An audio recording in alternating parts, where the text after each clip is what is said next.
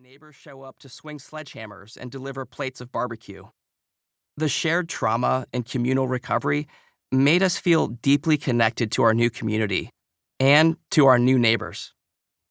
But something had begun to change by the time my wife showed me that Facebook post 3 years later, and not just in our subdivision. The country was in the grips of a nationwide shared trauma, and America's response had been anything but communal. Rather than bringing neighbors together, the COVID-19 pandemic had been driving them apart, forcing people inside and online, deeper into their own echo chambers and, in some instances, planting seeds of suspicion and resentment, feelings that only grew more intense following George Floyd's murder under the knee of a white police officer in Minneapolis in May 2020. That spring and summer, people were taking in a constant stream of footage from protests and riots that, depending on which cable news network they preferred, were being framed as either a historic opportunity to address centuries of racial injustice or a lawless attack on cities by anti-American extremists.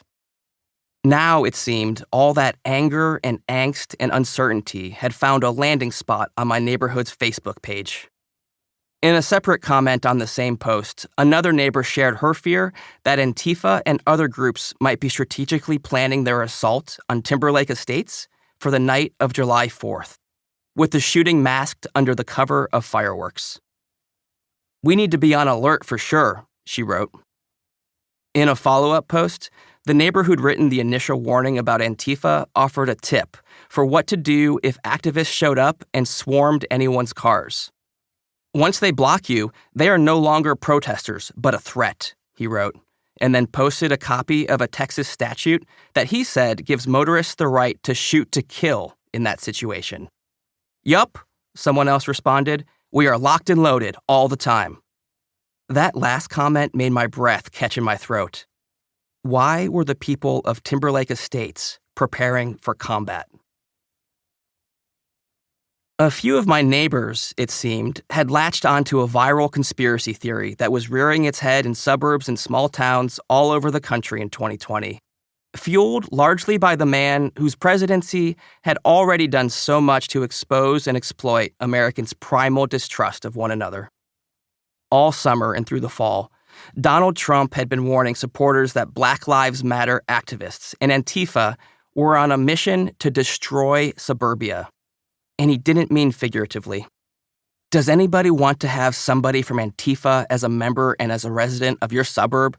Trump, campaigning for a second presidential term, asked a crowd in Freeland, Michigan later that September. "I don't think so too much." Then he did a bit where he pretended to be a married couple discussing their new neighbors. "Say, darling, who moved in next door?" "Oh, it's a resident of Antifa." "No, thank you. Let's get out of here. Let's get the hell out of here, darling. Let's leave our suburbs. I wish Trump were president. He wouldn't have allowed that to happen."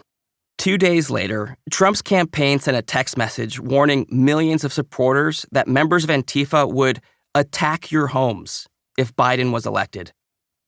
The fact that some of our neighbors were gearing up to face that imagined threat was almost comical, until we realized they were serious. My wife, Bethany, the biracial daughter of a Black police officer, had always been burdened by fears that her dad might be killed in the line of duty, or while out on a run in his overwhelmingly white neighborhood in Ohio, where a neighbor had once called the cops on him for jogging past their house. Another time, someone vandalized my father-in-law's car with the N-word. We'd intentionally chosen to raise our kids somewhere more diverse.